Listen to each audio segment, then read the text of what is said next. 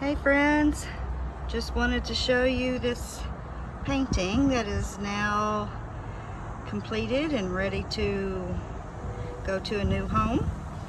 I brought it out in the sun where you can see these gorgeous metallics.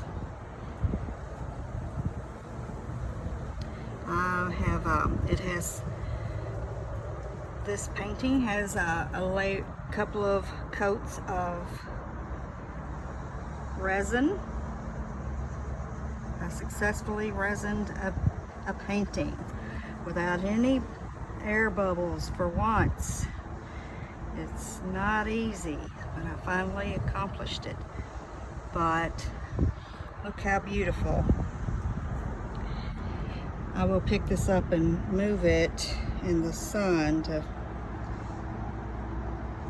show you. Just see that reflection that's coming off of that resin coating. It's just like glass, and it's hard just like glass. But I'm really pleased with how this turned out.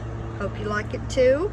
I will be listing it in my Etsy shop when my Labor Day sale is over with. But that's it for today.